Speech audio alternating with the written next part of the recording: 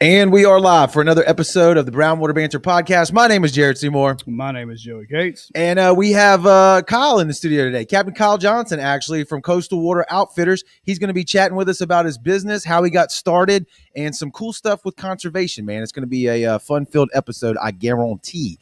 But before we do that, we're going to jump into our sponsors here. I'm going to flash them on the screen, man. Hope y'all are getting familiar with his beautiful face there. That's Dr. Robbie Williams at Southern Magnolia Smiles over in Ocean Springs, right there on Washington Avenue. You can check him out on all the socials at Southern Magnolia Smiles. They're on Facebook and Instagram. He's been a big supporter of the show since day one, and we appreciate that. He's also got a regular website at southernmagnoliasmiles.com, or reach out to him on the landline at 228-215-1202. He'll take care of you, man. Tell him that we sent you too when you go over there. Another one of our sponsors that we're happy to mention here is Hilltree Marketing. They do website and graphic design, social media management, IT services, videography, photography, and aerial cinematography, which means they have a kick-ass drone. It's pretty sweet too. They get some killer footage, man. If you're looking to upgrade your website, which we were, and we are using them. We actually took some photos with them yesterday, so be looking you can see their work coming up soon on brownwaterbanter.com. But if you want to go check out some of the other websites that they've already done, jump over to hilltreemarketing.com and you can see some of their work. You can see the team, and you can see Jesse over there. Hit them up, let them know we sent you. And third here, we've got the Downtown Ocean Springs Crawfish Cook-Off. That's going to be May 29th of this year. It's downtown Ocean Springs. It's the third annual. We went to the first one, at least I know I did. I had a blast. It's absolutely amazing. They're going to be cooking 2,000 pounds of crawfish from 22 different teams. So you pay your admission, you go into the to the cook-off there, you sample all the different teams, all the different crawfish that they cook, you get a ticket, and you vote with your ticket to see who is the best one. And at the end of the day, they tally up all the votes, and the winner takes home the prize. But in the meantime, you get to chase a bunch of crawfish and drink beer. So it's a sounds amazing. Great event. I don't know what else you could really want out of life other than that. So but like I mentioned, we have Kyle in the studio today. Captain Kyle Johnson, sir, how are you doing? Doing great, What's up, man? I tell you what, he turns that on quick. Huh? He went from just talking to a regular on. guy to, man, that radio voice is Ain't sexy, it, dude. I like it. It's a talent. I kind of feel like I need to step my game up now. Like I'm a little intimidated. A little tingly inside. A lot of times when people get around professionals, they exactly. I'm scared to talk. I might stutter on this one. I think I said about 140 times. No, you did good.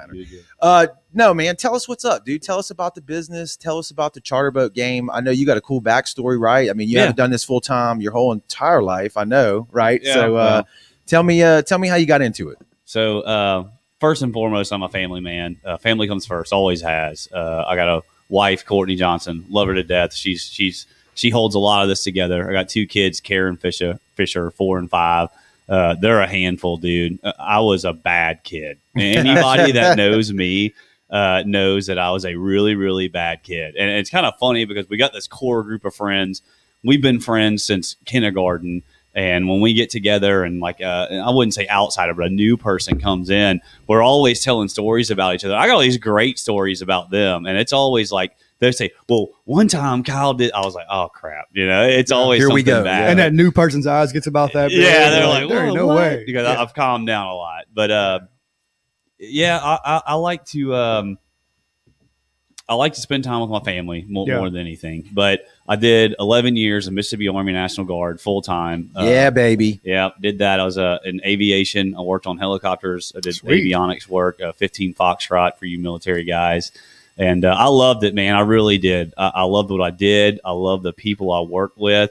I just kind of got burnt out with the atmosphere and all the bureaucratic stuff. I'm a very passionate person, and that bleeds off into the fishing world as well. And some things, honestly, have gotten burnt out with me on the fishing side because, unfortunately, the world turns with money, and everything it has to do with money. So you can have all the passion in the world and all the right intentions, but if it's not on somebody's radar for money, you can forget about it. There's always red tape in everything you do. It's so tough. Yeah, my cousin actually was out there with you for a little while, a little overlap. Jonathan Aceveda. I don't know if you got a chance to. I don't know how many people are out there, but he would come on orders every once in a while. Yep. Then I think he ended up getting a job there in the powertrain shop, right? Don't know the specifics. Yeah, just know he's out there as a civilian and also in the Guard as well. Yeah, and you're technically a civilian, a DoD civilian, but you're still wearing the uniform every day, still doing everything. Correct. It's so hard to tell people because it's like, people think active duty and National Guard, and it's hard to say I was, a DoD civilian, but I wore the uniform every day, still had to do everything an Army guy would have to do except for PT in the morning. That's exactly what it is. But yeah, he was a good guy. I used to go in there and mess with him all the time. I messed with him. I think I messed with him about his eyebrows a lot. But he deserves it. I messed with a lot of people. He got some thick eyebrows. I'll give you that. Yeah. They were nice and flush. But that's kind of what I did a lot at work. Is I'd go around from shop to shop. I'd get some guys riled up, and then I'd just leave. I'd get them riled up, and then just leave. Come back 30 minutes later, they're still hot and heavy on some subject.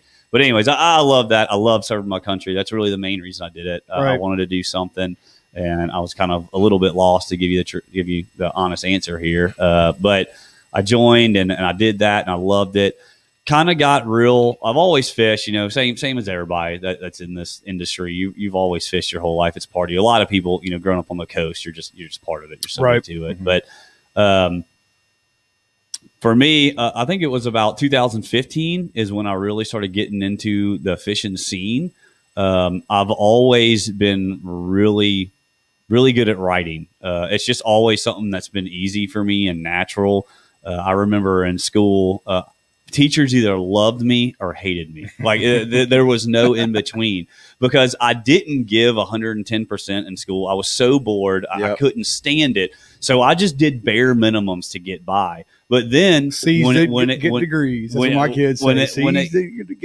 When it comes to get to what it takes to get by, I would do that. But then if it was something I'd liked, I would give it 110%. So they would see my full potential, and they'd be like, "Why are you like this? Quit sandbagging everything." Come on, dude. But that's just how I was, and writing was one of those. Everybody would cringe when they'd say we got to do a paper, and I'd be like done in 5 minutes. Mm-hmm. It's just something that came natural to me.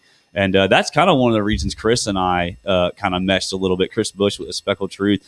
That dude's a phenomenal writer. I'll never have a vocabulary like he does, but he's a really, really good writer. And it's one of those things that you think about how you would talk. That's how you write. A lot of people they overcomplicate it. You do it like you're having a conversation, but you have to learn the right grammar, to make it. Like when you read it, where to put a lot of people put too many commas. I don't know why they do that. When I read those things, I'm like, dude, come on. You would be terrified to read mine. I promise you, because it sounds like a robot. You can see some of the Facebook posts. It's terrible. Yeah, you can tell when I do it and Jared does it because he does correct punctuation and grammar, and I'm like, I'm not the best at it. I'd say I'm pretty good at grammar, but it's really my wife. So. I started. Here comes the truth. The truth's coming out. No doubt, dude. Yeah, she's the boss. She runs it. She knows it, dude. Yeah. She would read over my stuff, and when I'd send articles in to magazines and things like that, they'd be like, "Oh my gosh, we don't even have to edit it." And I'd be, I've got it like that. I'm pretty good. I already had my own editor. Thanks, baby. I never even told him that, but the way I got into that was I was just kind of. I'm a really technical fisherman. I'm not one of those that just is satisfied with going out, having a good day, and being like, heck yeah, I had a good day. Mm-hmm. I want to know why. I want to know why it was a good day. I started really diving into things. I'm really hardcore artificial bait guy. Nothing against live bait. I use live bait sometimes for charters, and you have to for people that have never done it. Right. But I've even gotten people that have never done it to catch them on artificial. But it just kind of depends on the situation. But I wanted to kind of share some things that I was learning. So I started this blog. I think this was 2015 or 2016. And man, it got real popular. It was a perfect timing because blogs were just kind of starting to get big.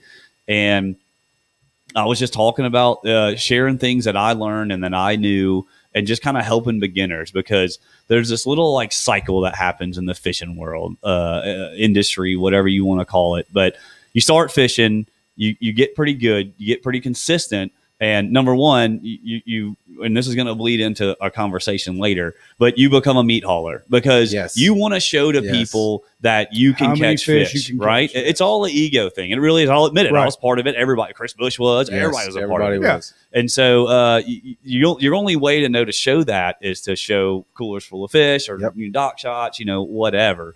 And so I was doing that, and I just kind of, you get to a point to where you're like, why am I doing this? But while I was doing that, I would get so many messages like, man, how are you doing this? How are you doing that? Of course, the number one question is where. Yeah. And for, I know you said not to look at the camera, but for all you people that ask me where I fish, I am lying to you. Yes. Okay. Yes. That by is the loop. That is the easiest thing to do. I mean, come on, guys. Right. You got to get it. I'll tell you everything about the situation. You've got to apply it to somewhere that right? Right. Because that's the whole point. It's just too easy to go out there and just, somebody told you to go to do it, and it's just there's no satisfaction in that to me. Well, even when people tell you where to go and what to use, if you're not there at the right time, it's still not going to work. You could literally park next to somebody and they could be wearing them out, and you could be doing nothing. Yeah, I've done that. Yeah, I've been on the boat that didn't catch shit next to the guy and this was in the river, but still it happens. Oh, dude.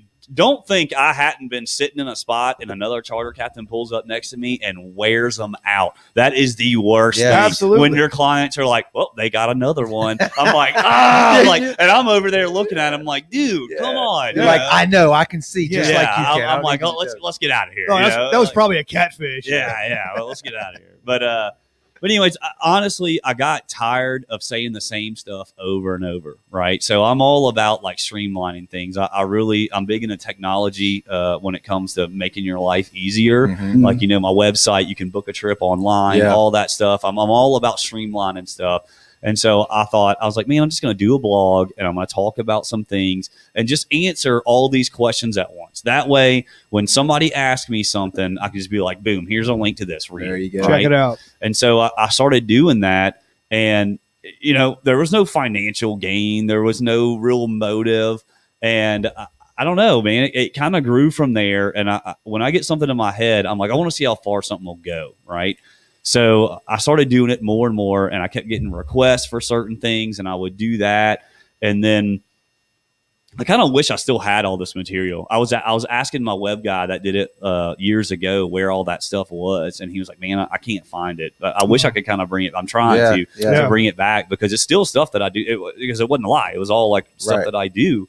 But I don't know, man. I started reaching out to companies and was like, hey, I got this blog and I use your product. I'm a believer in your product. I'd like to represent it and all that stuff. Got involved with the whole like pro staff thing. It's not really all it's chopped up to be. They kind of accept anybody nowadays. Sponsored. Yeah, just so you know. It's not like it used to be. They will literally accept just about anybody. But I did get involved with some companies I'm still involved with today. And really, there's some great companies out there that really put some research and development into their stuff. Mm-hmm. And those are the ones to really use. Those are the guys that don't just like, oh, here's the newest, latest and greatest, try it, have fun. They're field testing it, all that stuff. But I started doing that, and man, the fishing world, just like everything, there's that old saying, and I live and die by it. It's not what you know, it's who you know. And you reach out to people, and you never know where a conversation is going to go. And I honestly don't remember how I got in touch with this one guy,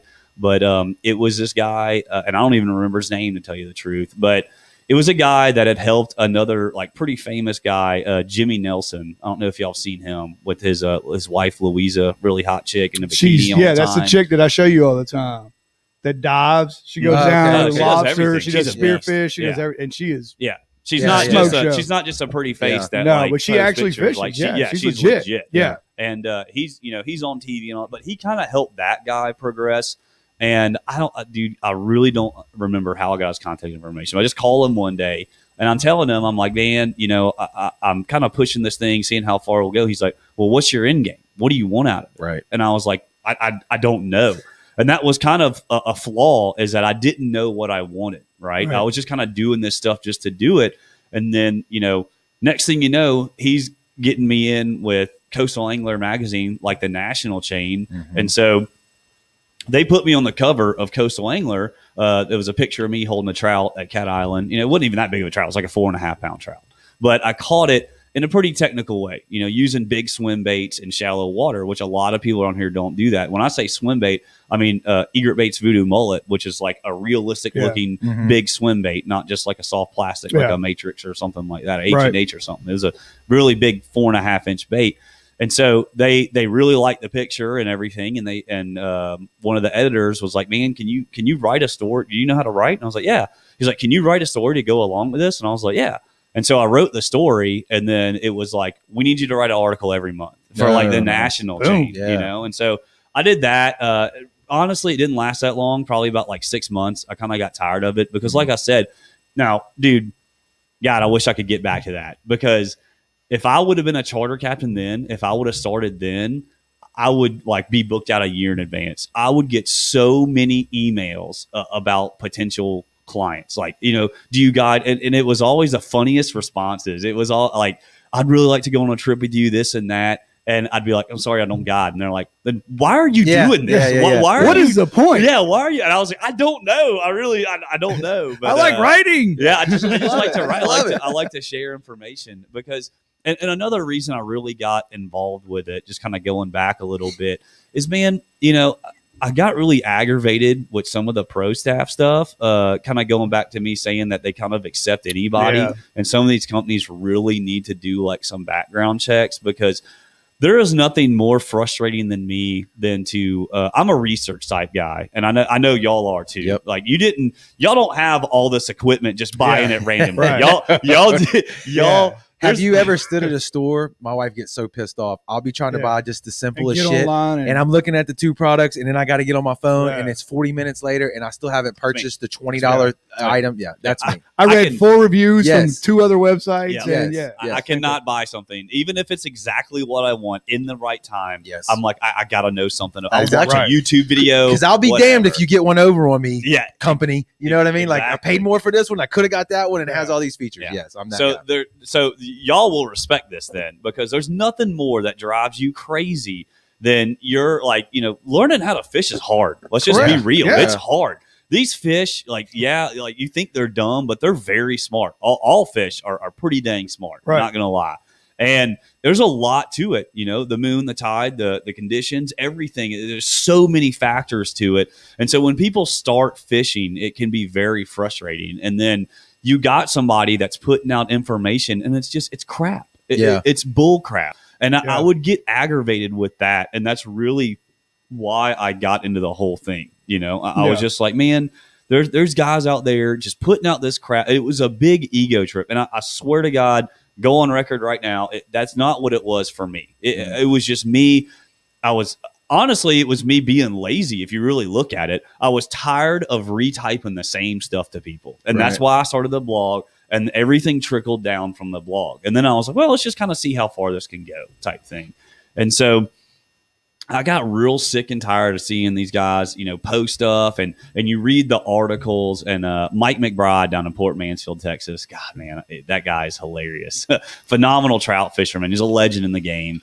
And dude, he will hammer on them guys that write the same articles. Think about the articles that you read. It's a lot of the same regurgitated stuff. These magazines have a hard time getting people to actually, you know, write an article, and they'll kind of get just about anybody nowadays. Yeah. And they will, it almost seems like they just kind of Google previous articles and reword copy and paste, you know, kind of like we all did in high school. Yeah, it's exactly. That's how I wrote all my papers in high school. Yeah. Except they don't get graded. It's just great. Just thanks. You know, but you know, the same stuff over and over. Just slow it down in the winter. Fish deep for speckled trout. You know, they're lethargic. And Mike, oh my God, you say lethargic about around Mike McBride, he goes insane. I do it like every chance I get. But that was another reason why I got into it. And then, man, after the Coastal Angler thing, I was just, and I had a column with South Mississippi Living. Michael Sunderman, great guy, man. Y'all should try and have him on here. If you're good. Yep. I could probably holler at him. Shoot us a contact. Awesome dude, super nice guy. Really cool story too. I mean, he's up there, dude. He's done a lot, and super humble, super cool guy. He gave me a chance. You know, I was getting paid to write articles and stuff. And, man, I still had a full-time job, you know, started my family and all that. And, man, you really start looking at your priorities. You're like, absolutely. Am I supposed to, like, should I be working on this article that's due next week? Or should I be helping my wife feed the baby? Yeah. You know, it's like. Because my wife's going to be really pissed here in about 30 minutes. Yeah. So I kind of like fell off from a lot of that stuff and just kind of got away from it. It kind of got old, and I just kind of just kept fishing and kept posting, really just to show people that I was fishing, I guess, or whatever. And that's really what my entire Facebook turned into, is just, it's family and fishing. Yeah. Right? Yeah.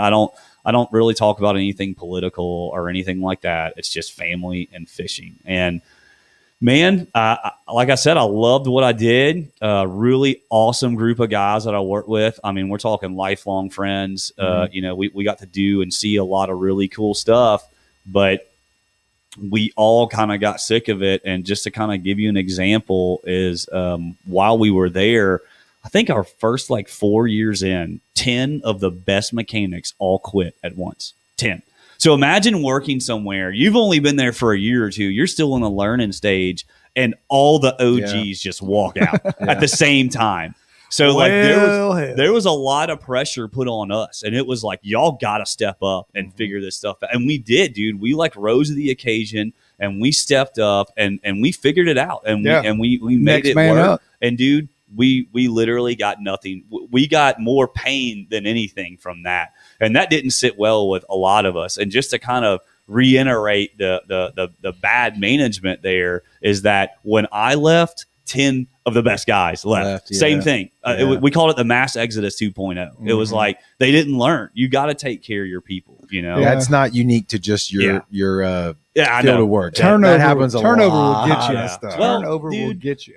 my biggest thing is, man, you know, treat me like a human being. Right. Like, talk to me like a man. Don't sugarcoat nothing. Don't talk to me like I'm a kid. You know, if somebody's good at their job, you know, pay them a decent wage and treat them good. Yeah. You know, if they mess up, mess with them. I have no problem with that. If I messed up, which honestly, I rarely did. I didn't really mess up a lot of aircraft. I was good at what I did because I loved it. And, you know, but it was like, I would do a great, phenomenal job. The other units that we were fixing aircraft for, you know, they'd give us coins and give them us awards and stuff like that. And our unit would be like, okay, next aircraft, get to work. And we're like, dude, like, come on. Can we get something? Yeah. Thank you. A pizza party? Yeah, exactly. Some donuts tomorrow morning. I mean, come on. Golly. But before I left, you know, it was really taking a toll on me just because, like I said, man, I'm really passionate about a lot of things. It's just how I am, you know, friendships, relationships, you know, everything. I'm just a passionate person. Some people are just like that. I was really passionate about my job, and I really, really cared about it. So at the same time, it's a curse, man. It was driving me crazy. Yeah. And so I was like, what am I going to do next? And I kind of felt like I was in the position to take a pretty big risk. You know, luckily my wife and I are good with our money, and we were in a good spot financially, didn't have a lot of bills, a lot of debt. And I was just like, you know what? I'm going to buy this boat while I got this great job and everything. And I'm going to, I'm just going to test the waters. You know, I never really wanted to be a charter captain, to be honest with you. I was just like, that doesn't appeal to me.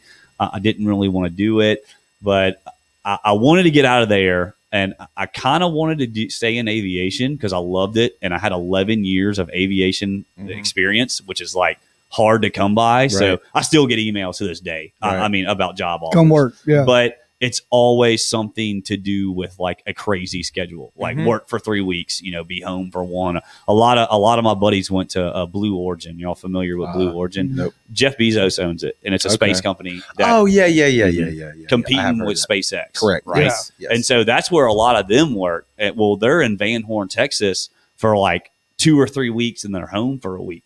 They're making phenomenal money.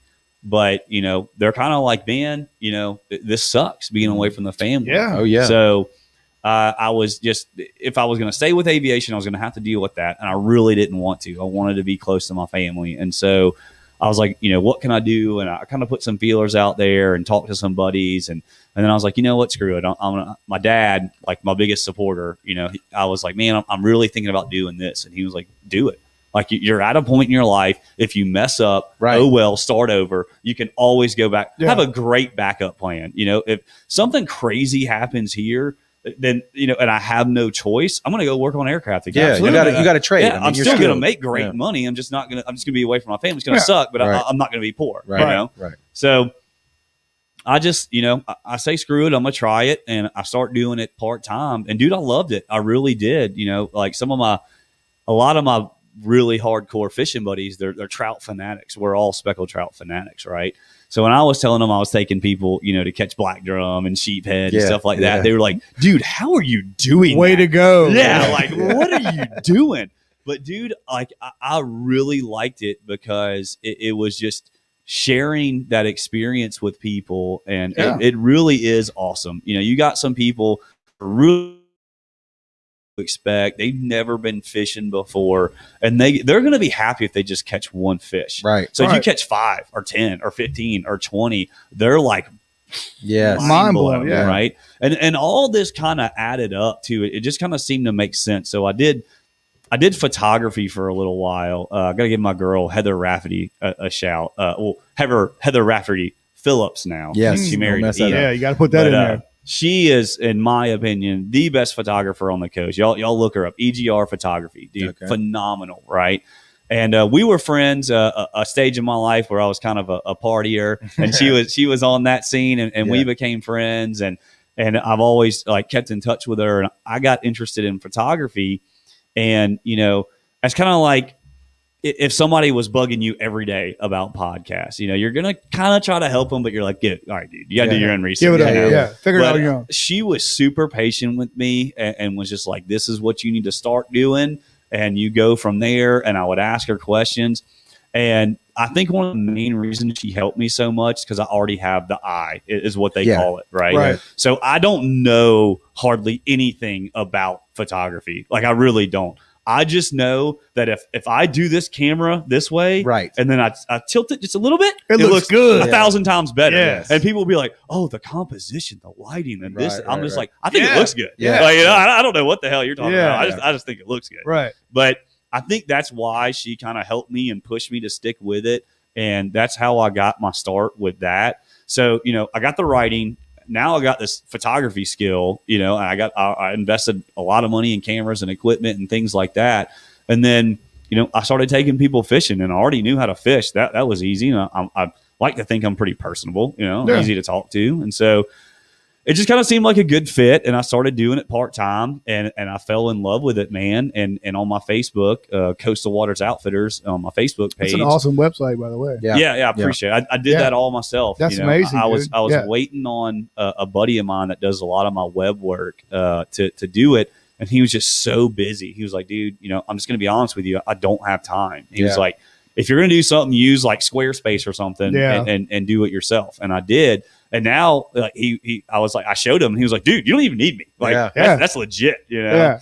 But, when I do my post, it's not just like, look at these redfish we caught. It's a story about the day. It's a quick story, but it's a little story about our interactions, and obviously I love that's one of the things I miss most about work is messing with people. I love messing with people. And I love when people mess with me too. I can take it. I got thick skin. Right. And so, I love it when somebody gets on the first thing in the morning, not even started, they're messing with me. I'm like, all right, it's gonna be a good day. It's on, buddy. I hope you're ready. We're gonna push you to your limits.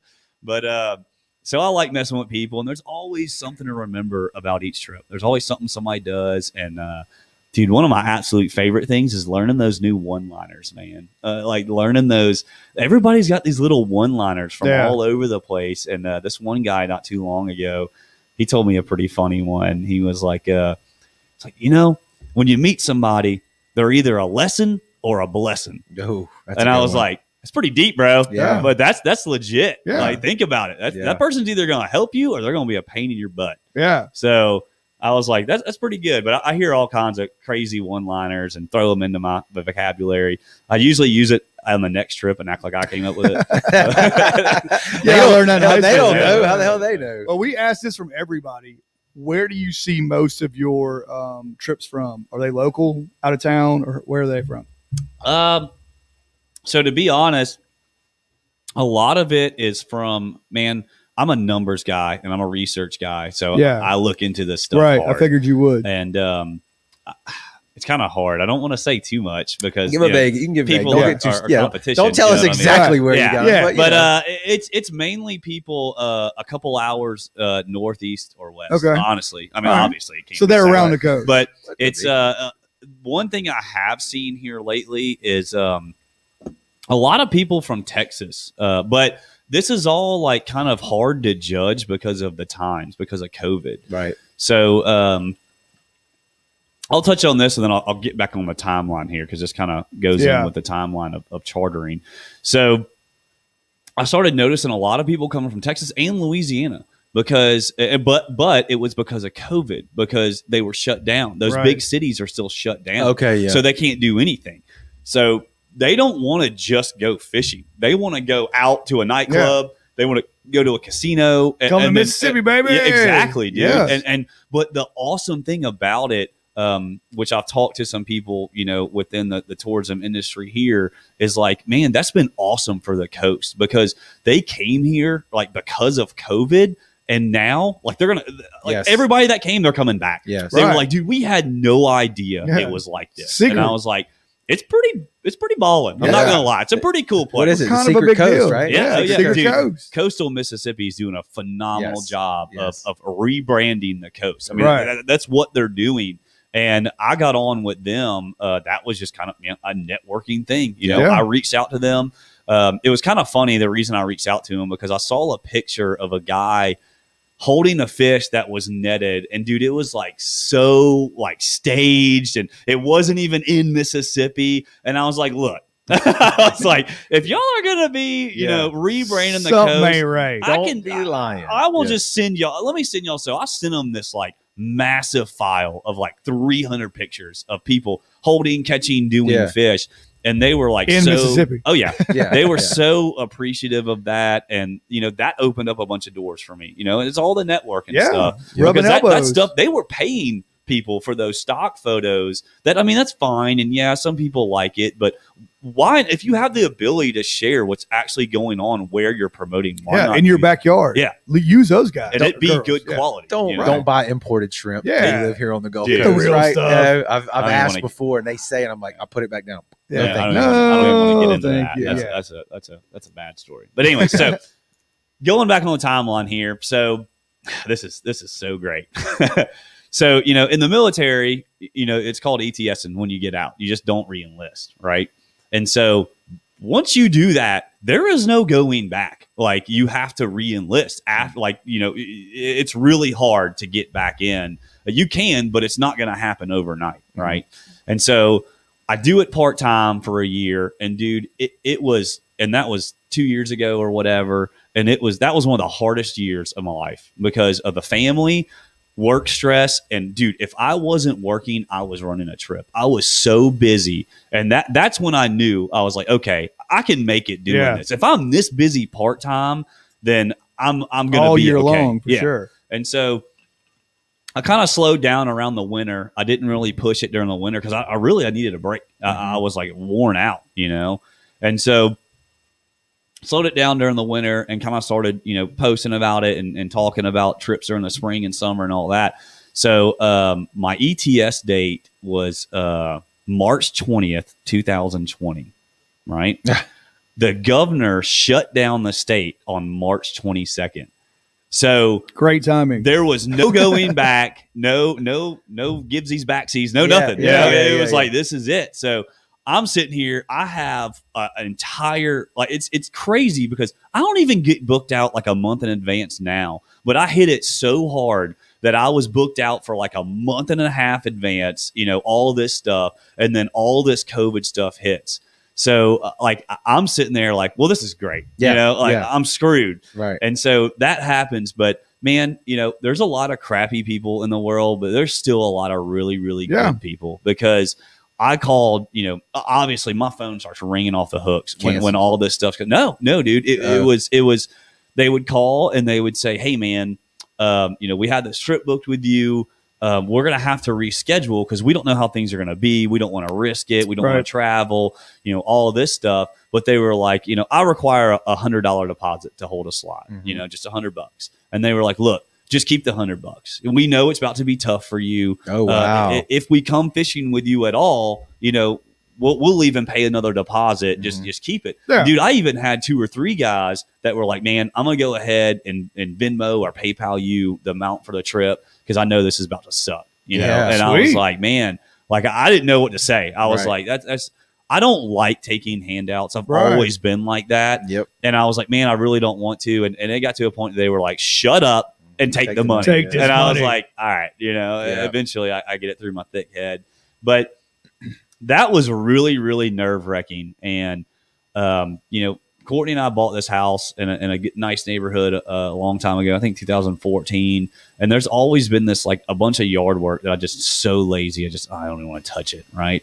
And so I was like, I've got to do something to like keep my mind off of all of this. That's just how I cope with things, whether it's working out or fishing or something like that. Yeah. Get busy. So, dude, I just went nuts. I mean, I cut down, I think it was like 15 trees. I'm not talking little like shrubs. We're talking pine trees you could barely hug. I'm like I'm laying them down perfect, And I went to town on my backyard. Landscaper of the year. Yeah. And I'm real big on the Instagram and Facebook stories. I watch your stuff all the time. So I love it, dude. He's not lying about that. And so I'm like, I'm just sitting there like, please get me out of this. Please book a trip, save me, all of this. And dude, and it was just me kind of showing I was staying busy, being positive and things like that. And dude, it actually started working. People were like, are you running trips? I'm like, yes, like, let's go. Tomorrow. I don't care about COVID. No. I don't care about masks. Like, you can drink beer. You can do whatever you want. You can fight. You can fist fight. Yeah. I don't care what you do. Anything you want to do. Just get on a boat.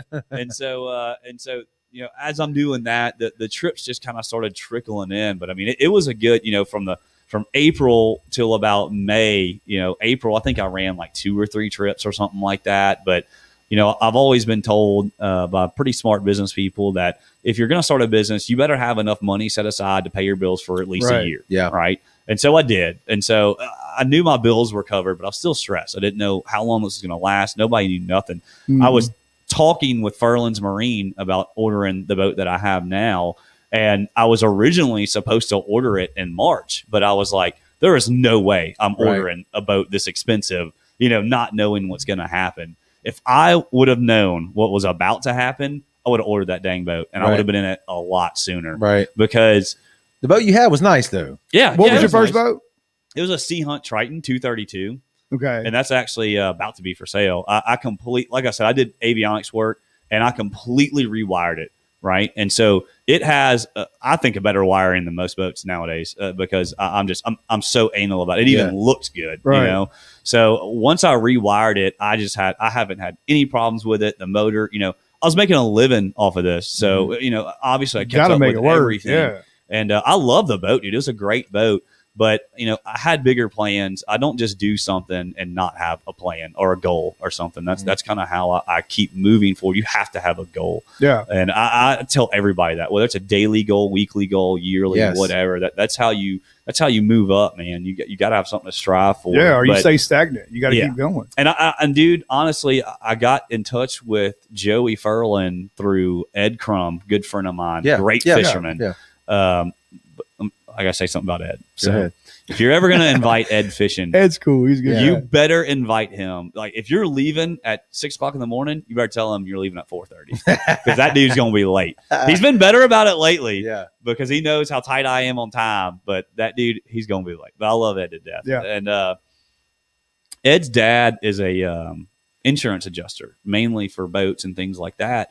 And him and Joey have a great relationship because Joey is the man for insurance, boat repairs in general, fiberglass work. I mean, dude, people send him boats from not just Mississippi. We're talking all over, right? Yeah. And just really good at what he does, really passionate about stuff, just like I am. And Manny was kind of looking for some more, like add some people to the Blue Wave team and fill up through my name in there. And Joey asked Ed about me, and me and Ed are boys. And he was like, yeah, man, you just need to call him and talk to him. So Joey's so busy, man. I mean, like he will stay at that shop. Like last night, he was there till 12:30 at night because he's got this boat show coming up this weekend. Yeah. And he's still got his regular stuff he's got to do. So he's getting ready for that and trying to get pulling people boats down there. It's the time of year people want their boats. Oh, they're it's like, ridiculous. man, I want my boat now. It's crazy. And so he's like just crazy work ethic, dude. Like I could not keep up with that dude. There's no way. But Joey calls me one night at like 9:30, and dude, we're on the phone till like 1 a.m. just talking about life, fishing, all this stuff. And And, I get fooled kind of easily with people, unfortunately. I give a lot of people a lot of credit and a lot of benefit of the doubt. But I just kind of had a feeling with him. I was like, this dude's a real deal. Yeah. Like, this is a good dude. They're legit. And I asked a lot of people, if you go around and you ask about Furlands or you ask about that family, like, if somebody says something negative, there's something wrong with them. Yeah. I've never heard one. That's what I'm saying. I've never heard. You have to dig it up. Yeah. That's hard to do in that business too. Right. Because usually boat dealerships, it's, well, it's hit or miss. It's the nature of the beast. Sometimes things happen. People get pissed off, and then if they're the type of people that's like, well, to hell with you too, that's going to come out. And Joey was straight up with me about how he got involved with the dealership. But he's like, man, I had no aspirations of being a boat dealer. I did not want to deal with that. But he's had a lot of companies approach him. A lot of companies have tried to get him to do it. And really what made him do it was something – man, y'all have to get him in here and tell this story. But we've already got him on. Yeah, we've already messaged him. We've talked to him, and we were going to do it at his place. Yeah, we're going to go was and the plan. set up in his shop. Yeah, but COVID hit. It was right around, so 2020 and all that shit. I'm going to let him tell that story. Yeah. I don't want to ruin it. Yeah. But it's a really cool story of why he actually started to use Blue Wave, and it's a testament to how well of a built boat it is. It is unreal. Now we have had them on the show. Yeah, we had the Parks. Yeah. We had him on the show. It was during COVID, it was a virtual. Through this online. But it was cool. But man, we're nobody. We sent him a message, and he was like, "Yeah, we'll talk to you." So, dude, they're so awesome. So him and Tim Long. Tim Long's a really good dude too. He used to be, he still is like the national sales manager, but now he's a part owner too. Yeah. And I did the Mobile Boat Show last year. A year before last, and they were both there, and I got to talk to them. And this is when I was kind of in the works of ordering a boat and everything.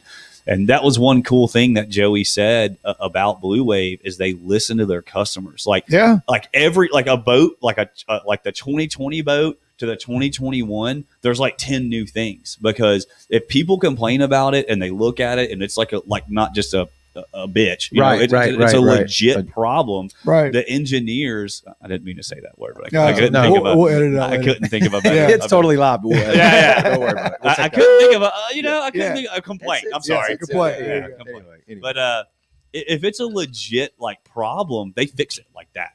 Like Joey has sent them things when he's done repairs. Like if somebody messed something up and he had to go into an area he's never been into, and he's like, man, this could be better. He will send them drawings. They'll send it to the engineers. Next thing you know, it's in the next mold. There you go. Like that's hardcore, man. They got a good story on their business too. Family owned, put their savings into it, built one, and went to a boat show, and then it took off. Yep. So I was very impressed with their story and seeing their boats. I mean, do you know it's the number one selling bay boat in Texas right now?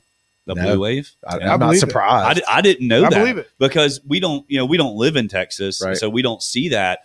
But when I got mine, and I got a pretty diverse following on Facebook and Instagram. I mean, I had a lot of guys in Texas, like, dude, awesome boat. The people here are like, Blue Wave, what is that? Like not a lot of people here know about Blue Wave. I think that's about to change though. We're about to really push it hard and show people how awesome these boats are, because they really are, dude. One ride in my boat, and you're going to be like, man, I wish. What are you fishing now? The 2800 Makaira. Oh, it's 28. Yeah, 28. Okay, you got the hybrid. No, the Makaira. Oh, okay. So the hybrid, great boat, but I don't like the layout for what I do, right? So that's more of an offshore kind of. The Makaira layout. is, yes. Yeah. The hybrid is more deck space, and the Makaira has more of what I call the tub. Because something I noticed when I was doing my research for, chartering, dude, you talk about looking at something before you buy it. Yeah. Try getting in a chartering and doing some research before you go to bed, your brain hurts every night. Dude, your eyes are cross-eyed from staring at a computer screen. I'm looking at other people's websites, seeing how they do things. I'm looking at their posts. I'm looking at videos. I'm seeing how their clients act on the boat. I mean, dude, I really dissected everything. And one thing I noticed, a common denominator everywhere, and I even see it now, is people that haven't been on a boat a lot do not want to stand on a deck, a high up deck. Yeah. I promise you that right now. It can be slick calm And like they're fighting a fish or whatever, and I'm like, step up there, it's got to go around the trolling motor. They step up there, they're like, I'm like, dude, they don't know where not even moving. They don't know where to put their hands. I'm like, I'm sitting there holding on to them, kind of weird, but I wanted a boat, and my sea hunt was like that. I had super high sides, and when I was originally going to get a hybrid when they first came out. And I went, and that was the first time I talked to Blue Wave at the Blue Wave, the Baton Rouge boat show a couple years ago. And that's where I met Tim Long. And man, I just, they didn't have a boat that was made the way I wanted it. I was like, man, I'd love to get one of these boats, but it's just not. I don't want all this deck space, not for what I do. Yeah. And so, man, that Machaira came out, and Joey took me to Chandelier a couple times, and he made me a believer of how Joey drives a boat like I do. I kind of read the water a lot, and I know there's certain scenarios where you have to go faster for it to be a better ride, and a lot of people don't understand that. Yeah, and we went out there, and it was pretty sporty a couple times, and dude, we were flying. We were doing 40 miles an hour and some chop, I'm not talking ripples on the water. Like he's got to get on top of it. And I'm just like, I'm looking at Joey, and he's just smiling. And he's like, I told you. And I'm like, holy. And I'm looking at Ed. Ed was on every trip, and Ed was like, dude, there's no getting around it, And so that's what really sold me was the ride. And I was a little nervous about a lot of things. It's a huge investment, dude. I mean, we're talking a lot of money here. A lot. Yeah. And but I want to offer my clients, the best. I got good gear. I wanted a better boat. I love my boat, but I wanted to be able to say I was in a brand new boat, a brand new boat, a phenomenal boat. Actually the largest bay boat on the market. Yeah. Right now. 28. You got what? Twin what? Suzuki 200. Is there a picture of it on your Facebook? I'm looking right now. I don't see it. No, I've kind of kept that under wraps a little bit. All right, okay. I'm too bougie. I like to do, if I'm gonna do something, it's gonna be like a big production. Okay. And also, I do not, I bought the boat, so there's not really any turning back. But I don't really promote something that I don't really truly believe in, and things like that, right? So you're still dating her a little bit, exactly. Even though financially, no, dude, you're I put 100 hours on her in 5 weeks. Yeah. So you already need an oil change. I actually got to go do that next week, actually. Yeah. But I know my way around her now. Now the honeymoon stage is over. Yes, because the way I see it, man, it's cool. You get a brand new boat or whatever that you never had, and you post about it, but a lot of people that follow me, I kind of feel like they know how technical I am. Yeah. So I get a lot of questions about things. I don't know if y'all ever noticed that on my Facebook or Instagram. There's a lot of people ask questions, and I always answer them as soon as I can. But, I didn't want to post about it, and people ask me, fuel burn questions, all this stuff. And I'm like, oh, I don't know. And then it makes you look stupid. Like, how can you sit here and say how awesome this thing is if you don't know nothing about it? Right. Well, now I've been out in every situation. I've had, 8 people on it. I've had 11 people on it. I've had, I've done everything in it. I've had a full tank. I've went to Chandelier. I've went to 108 rig. I've done everything in it, right? So far. Before you ask the question, just go here. We got it all written down. Yeah, that's right. That's so right.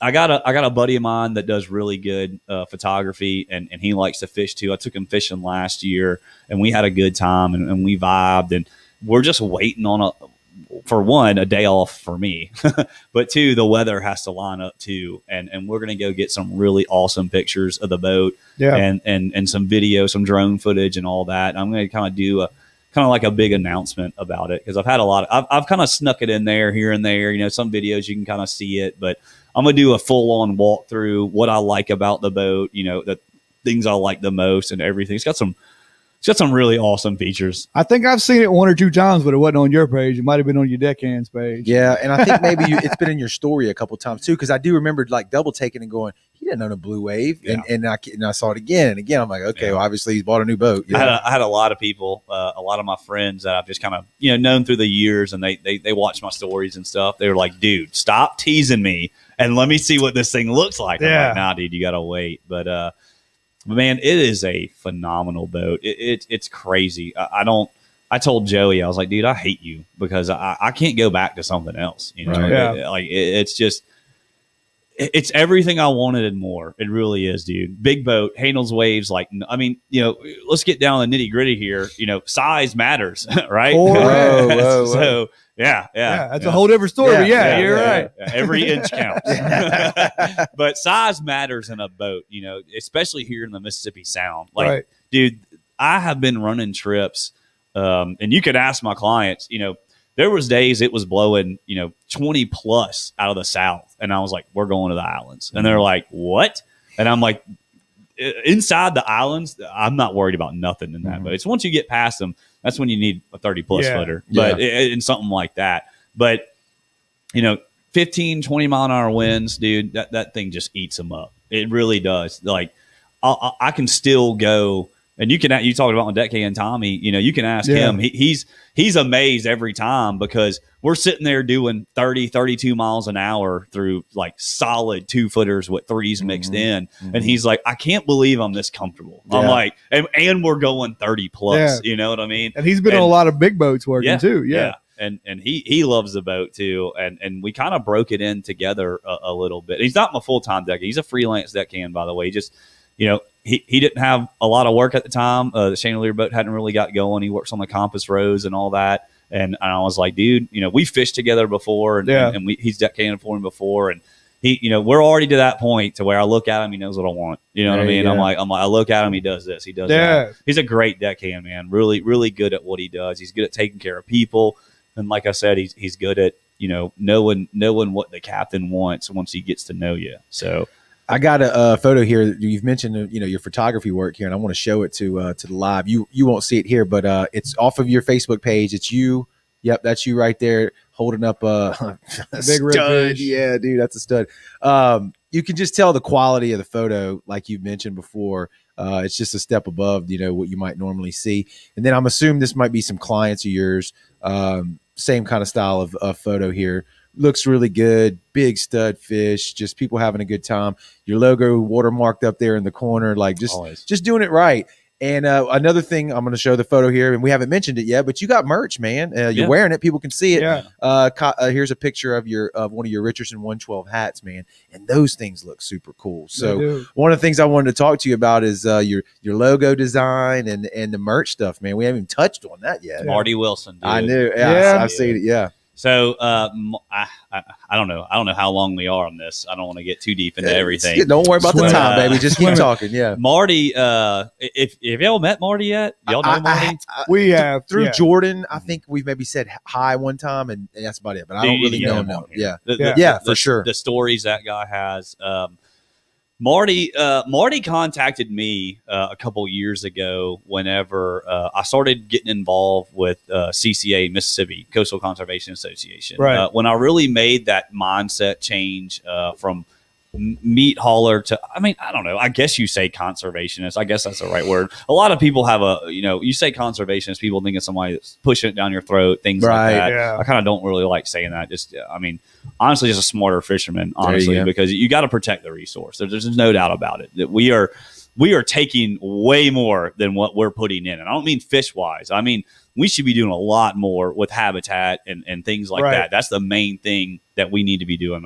I'll get mad talking about that. Yeah. But Marty calls me one day and I don't, I didn't know him from Adam, and he calls me and we start talking, and anybody here, and if Marty's watching this and anybody watching it has had a conversation with Marty, you better clear your schedule because you ain't getting off that there phone, for a while, whether you like it or not. But it was a great conversation. We talked for a long time, and super, super passionate. I keep saying that, but that's just the truth. And you surround yourself around people that are kind of like you, Yeah. And Marty, God, dude, there's nobody more passionate than that dude. And we became friends through that. Marty was like, man, whatever I can do to help you, we need to get CCA back up and going. And, not just back up and going. The guys in the Bay chapter have done a great job keeping it alive. Yeah. There's no doubt about that. I don't want to take any credit away from them. That's all that was really going on was the Bay chapter. And so there was the Ship Island chapter, which was technically Gulfport, Long Beach, and Pastor Shan. Yeah. But the Bay chapter kind of swallowed in Pastor Shan. I mean, why not? It's right there, and they're the only ones doing things. Well, see, I used to be at the Biloxi Bay chapter, for a while. So that I don't know all the history behind that, but that one kind of fell off for whatever reason. And so when I took over, how I got involved with CCA is I saw the casting for conservation events, right, with the kids. Right. And so I was like, man, this looks pretty cool. I want to go there one day. And so I contact them and I'm like, I'd like to volunteer to help. I want to see what it's about. And they were so excited. They were like, really? I was like, yeah.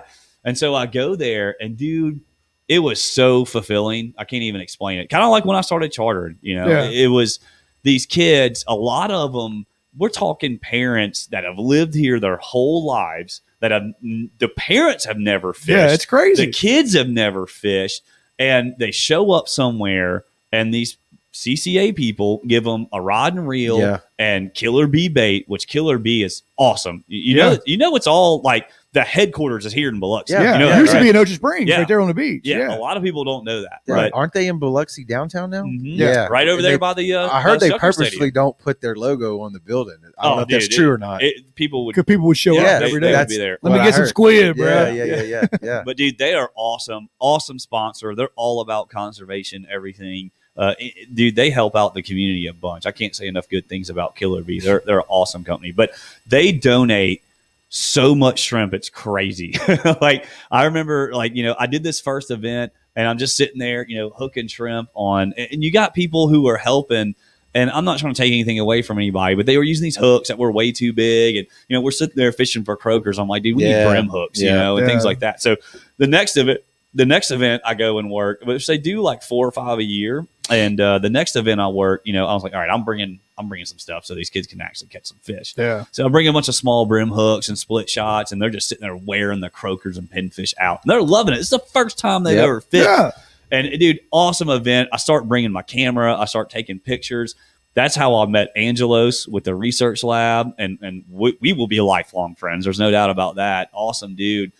Conservation has opened up a lot of doors for me, by the way. I don't mean to get sidetracked, but no. That's not why I get involved with it. But the doors it's opened is just it's crazy. But I start doing that, and then they're asking me, they were really trying to get Troy Hellwig to do to take over the Ship Island chapter, because me and Troy, we became friends. That's another funny story. I'll touch on that later. But me and Troy become friends, and we start fishing this. They had this event every year in December in the Bay. And what it is you bring in it's a live trout tournament. Ernie's in Friends and Family live trout tournament. And you bring in live trout, and those trout go to the research lab, and they're used for brood stock. So me and Troy went in there, and we just mopped it up, dude. Like, I think the first year we bring in a limit, 30 trout in 2 hours, just because we had a spot, and we fished pretty much the same spot every year because it works. But we would go in there and just mop it up. And they were like, man, we really want y'all to get more involved, this and that. And so they were asking Troy to do it, and Troy's just too busy, with his Mississippi Power job and everything. And they start kind of asking me, and they're like, man, you got your social media stuff. Like, we really wish you'd get involved. And I was like, I'll think about it. And then, everything comes to a point where it's like, okay, if I don't do this, nobody's going to do it. Mm-hmm. So something's better than nothing. Even if I suck at it, at least I'm trying. Right. I kind of do things like this, hoping that, you talk about haters, you got haters and stuff like that. I kind of hope the people that like to sit back and say how bad you're doing something, I hope it inspires them to get up and do it. Yeah. Like, come take it. At least I tried, dude. Yeah. At least I gave it a shot. But I take over the Ship Island chapter, and when I do something, I go 110%. And I called a lot of because the Biloxi Bay chapter was really strong. At one point, the Ship Island chapter was actually the biggest. Ship Island was biggest. Yeah, when we were there probably 5-6 years ago, the Biloxi chapter was probably, the Bay chapter's always been big. They always, I thought they did more. Yeah. But the Ship Island chapter had a pile of stuff going on. They were huge. So I start reaching out to the the OGs, the guy who did a lot about the first Gillnet battle. I say first Gillnet battle because we went through another one. Right. But the first Gillnet battle in the 90s, I mean, those dudes literally got shot at and stuff here. Like people don't realize that. Like they got their trucks, they got ran off the road, they got windows busted, tires cut at ramps. I mean, it was crazy, dude. And I talked to a lot of those guys, and I asked for advice and things, and I started doing.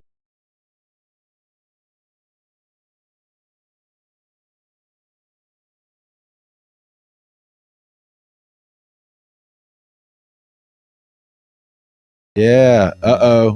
We got. That's not the one we want. Let's see if we can get this back online.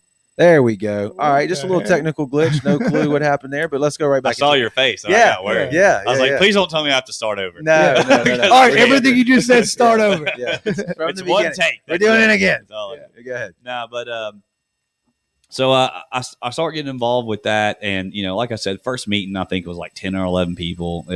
Most of it was my friends, and then I reached out to Cam with Chandelier Brew, and he was all for it. He was like, dude, come hold a meeting here. We'll do a crawfish boil, all this stuff. Did a meeting there. I want to say I had like 50 or 60 people, which was pretty awesome.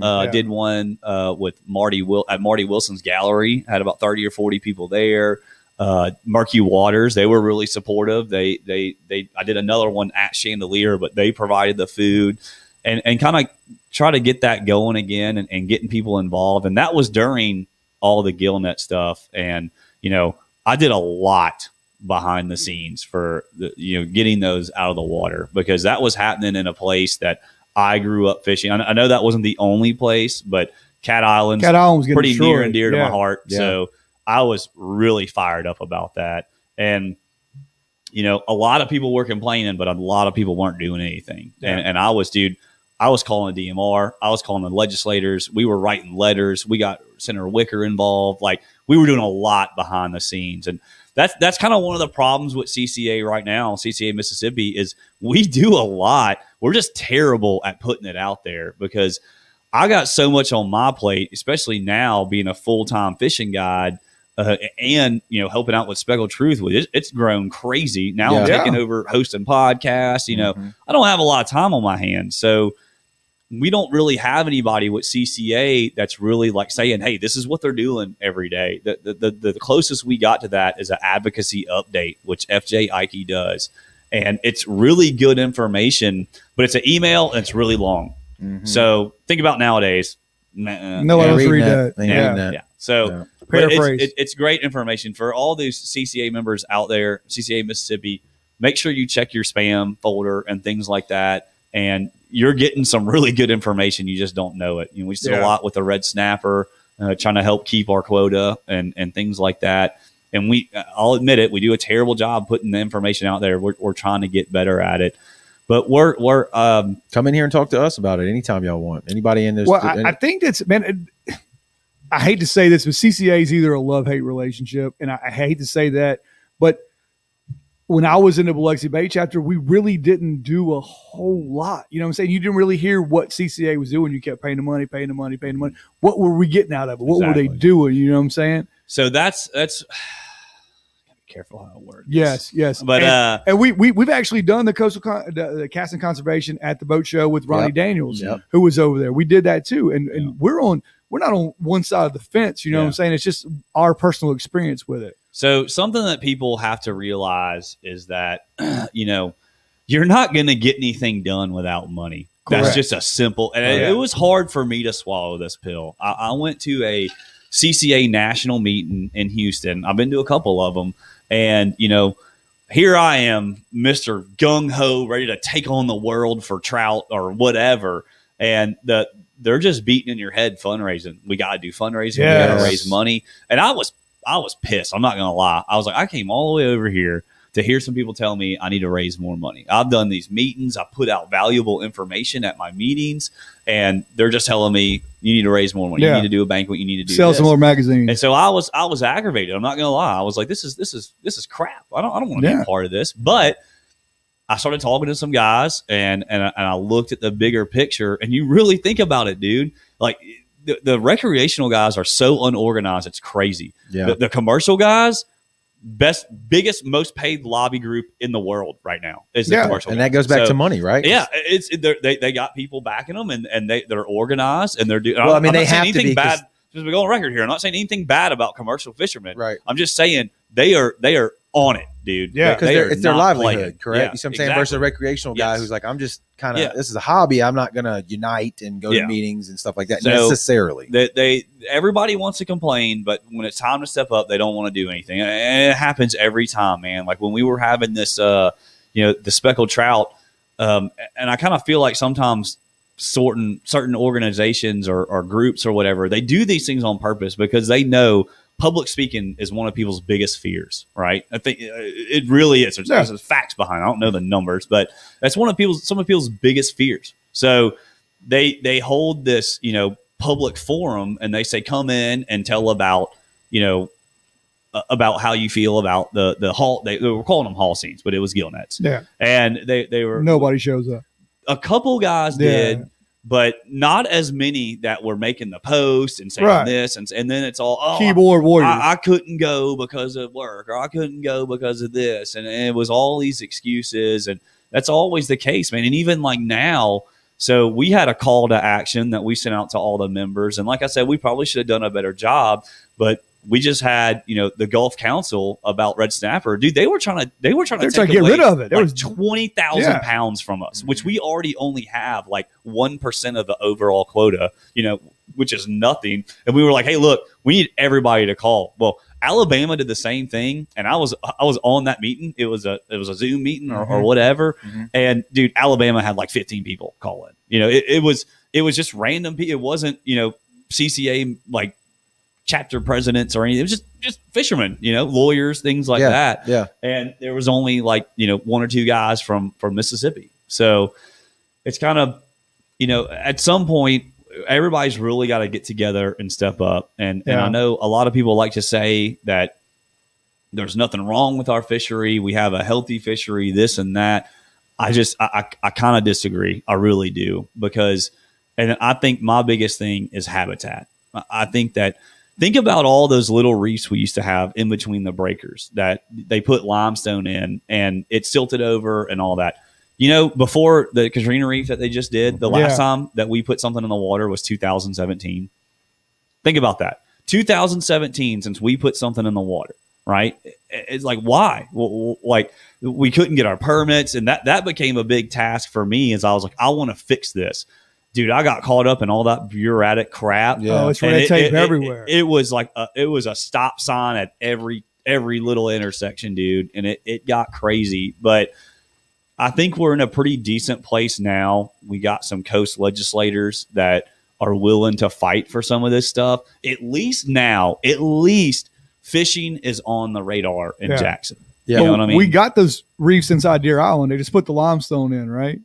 Inside Deer Island. So that's a little, where the lumps were. So that's a little help. I don't know. Well, that was actually for oysters though. So the state's really main concern right now is oysters, right? Because oysters is, you think about it, you look at how much money oysters give in. I don't think the state realizes how much money fishing in general brings in. Right. And when you talk about fishing, then you go back to speckled trout. I know I'm partial because I love speckled trout, but that is Mississippi's most popular game fish. Correct. Okay. So we're doing all this stuff for oysters because yes, there is a problem. A lot of people are going to disagree with me on this, but there's a problem with speckled trout.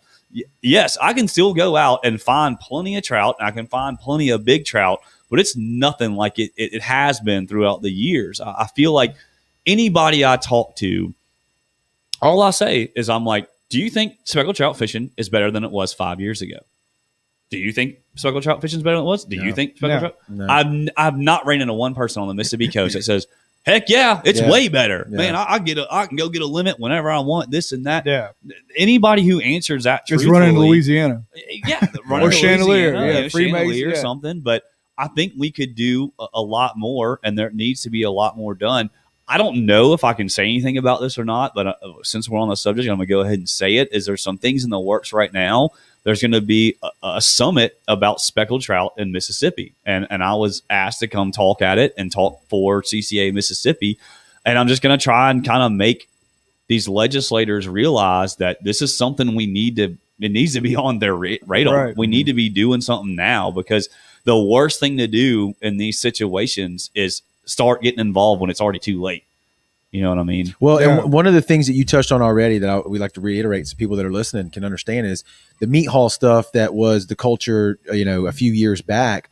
You, along yourself and your own charter business and with the podcast that you do, Speckled Truth, y'all are trying to change that through social media, which I think is an awesome thing, right? To show that you don't have to have a boat deck or an ice chest full of fish every time to show off online, that you can catch these fish, take a nice photo, record it now with the way cell phones are, share it online, but release anything that you're not going to keep to eat, right? Yeah. So it's so hard to go after that, because people just get offended so fast, so quick, right? Mm-hmm. And dude, honestly, I got friends that are still meat haulers. Like it really does not bother me to see a picture of a bunch of trout dead. Yeah. Like, people are like, I remember that stage. Mm-hmm. I remember posting it, being proud that I found these fish. I got a limit, whatever, because that's what you're taught growing up is, it's all about limits, all that stuff. But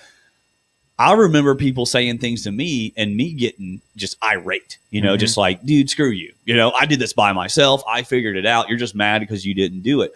So it honestly does not bother me. I even comment on people's pictures and I'm like, man, good job. That's a good haul. As long as it was within the regulations, I'm like, yeah, I'm happy for you. But at some point, you got to realize that, how much of that meat are you honestly ask yourself, because I did this. I had somebody tell me when I kind of started to make the transition, they said, do me a favor and don't freeze fish anymore, and see how many fish you truly need. Because, but this doesn't work for everybody, because I get to fish a lot, and I used to even before I was a charter captain. But that's a good thing for people to try, to really gauge how many fish you actually need, because you want to get down to it. If you're a decent fisherman and you can go pretty regularly, even once, I say regularly, I mean like once a month, dude. And you go out there and you catch so many trout or so many reds or whatever, try cleaning them, put them in your refrigerator, put them in the back part of your refrigerator, because that's where the cold air comes from. So that's going to keep them the coldest, and see if you eat all that meat that you kept that you think that you needed. You ain't going to, dude. No. Like two or three trout can feed my whole family for a week. You got to think about sides and things like that.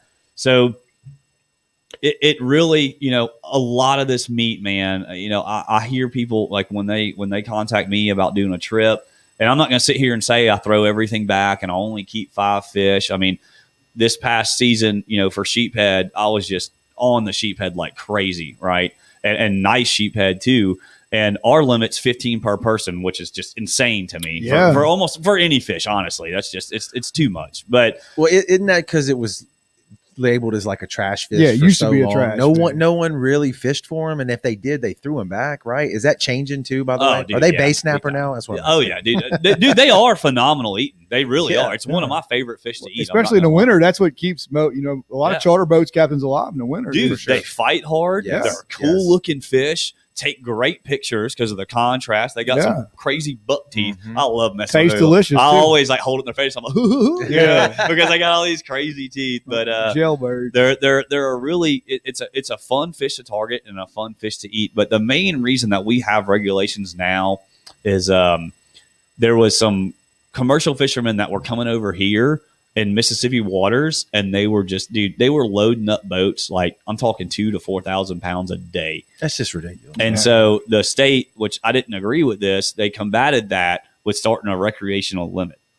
Yeah, I know that makes absolutely no sense. It does to an extent, because then they legally can't they can't have that many in their possession, because before they didn't have to have anything. And they could just, take whatever Slaughter. they wanted, right? Yeah. And so they did that to help with that, because these guys that were coming over here, they weren't going to get a commercial license because it was going to be a couple $100. So that's how they fought it. They had I got to go back to make it make sense for you. Right, okay, They yeah. had a Mississippi license, out of state recreational license, and what they were doing was perfectly legal, right? Okay. Because there was no regulations on sheephead. Right. But once they put that regulation on there, they could only have 15 per person. So even though they were commercial, they had to fall under the recreational. Yeah. Okay. That makes a little sense. So that's how they combated that. I'm pretty sure. Yeah. I don't know if I'm 100% right on that. But anyways, I love targeting them, and I love catching them. And, it's not like it's something hard to do, but I got really good at it. I've always liked them. I have my own little tricks, things that I do that I don't think anybody really does to stay that consistent with them. But, I'd have these people get on board, and man, people just get this in their head. Like that limit, that word drives me crazy. Got a limit. What's the limit? Yeah, We got to get to the limit. And so, I kind of started, I wouldn't say I was lying to people, but it says on my website, there's a part about stewardship and that I make my own limits. And, here me and Tommy are, we're just raping these sheep. Mm-hmm. I mean, we're catching a ton. Mm-hmm. And I was like, first of all, I would go ahead and say it. I never kept the limit at all, not nowhere close to it. Yeah. Me and Tommy were like, I told him, I said, man, we got to do something about this because, I'm tired of, having to talk to these people about, the limits, and we're not going to keep that many. And it's nothing about we didn't want to clean them. It's just that meat was going to go. You don't need that many. Yeah. You don't need 60 sheep head. Yeah. Right. What are you going to do with 60 sheep head? Right. And so I told people, I said, the boat limit's 20 sheep head per trip. Mhm. And I thought that was pretty fair a for pile of 4 meat. people. Yeah. That's Yeah. a lot of meat, right? Dude. And I told people, I would say even before the trip, I'd say, look, the limit's 20 per boat. That's what we're going to do. But we don't have to stop fishing. So there was a bunch of days that we had like 100, even close to 200 fish days on these sheephead. We were just killing them, dude. It was, and it's fun, Right. And that's the other cool part about it. And that I hope a lot of other charter captains pick up on is, I see a lot of other guys. I'm not talking down or anything. I'm just saying that I see them, they go for a certain species, they get a limit, and then they move on. Well, why do you move on? Why not sit there and catch it? If you're still catching fish. Yeah. Yeah. Why not let them catch it? They don't have to kill everything, and I stop people a lot because they just get in that mode. And dude, it still happens to me sometimes. Sometimes I kind of get in this like crazy kill mode, and I got to stop myself. But I tell people, I'm like, look, how much meat were you wanting to keep on this trip? Right. And they're like, oh, we just wanted enough for this or enough for that. And I'm like, well, right now you got 2-gallon bags full. Yeah. And I can tell you right now, and from my meat haul days, You're not eating any of that. yeah, I know that a gallon bag slam full is going to be anywhere. It kind of depends on how much you fit in there. We're talking like 8 to 10 pounds of meat. Yeah. So that's 20 pounds of meat, roughly 16 to 20 pounds of meat. So when you go to the grocery store, Right. do you buy 20 pounds of beef? I don't No. think so, dude. Yeah. You got to have about 20 people over there eating Yeah. fried fish. Yeah. And so I kind of bring things up like that, and I put it into perspective. And it's also taking the time during the bite, which this is hard to get people to do, but a lot of people that come with me, they know the quality of the picture, so they take time to do it. I like taking pictures of fish that are alive. Yeah. Because it looks way better. It's in the moment. They just caught that fish. Yeah, it's not all curled up and frozen from the Right. ice chest. Yeah. I can't say on here the things I say to people to make them smile. Everybody Right. instantly mean mugs. I'm like, dude. Yeah. So I always say something crazy or dirty or, something Yeah. to get a genuine smile. And so I'm like, look, you're going to have all these awesome pictures to look back on. You don't have to have the dead fish to look at in the cooler every 5 seconds to make sure it's still there. That's right.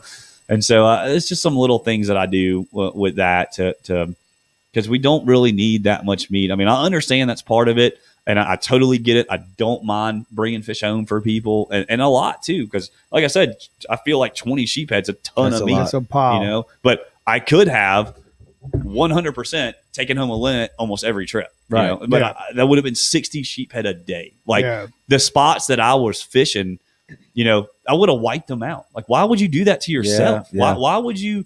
It's not even in your best interest. Yeah, why would Yeah. you make it harder? I've already got spots that I know where some are, and I would just bounce around. And because, luckily I was the only boat really fishing these spots, that I knew there was going to be some there the next day, because I would pull, man, We left them biting. You want to talk about electronics? Dude, Yeah. that side scan. It's unbelievable. If you ain't got it, you better get it. Yeah, I love mine. I don't even love it. stop at a spot anymore unless I see fish on the side scan. Yeah. And dude, you can.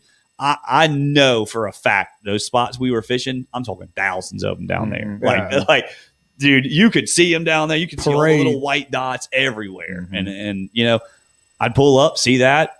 Get ready. You know, we were chumming them up. It was just like you do snapper. We were sight casting them behind the boat. Top water. Dude, I did catch a lot on artificial, a lot of voodoo shrimps. We caught a lot of them on voodoo because they were just so fired up. We caught, this is real funny. So Tommy, we pull up this spot and I always give people, you know, a little bit of a class, you know, like this is what you need to do, you know, so you land this fish or whatever.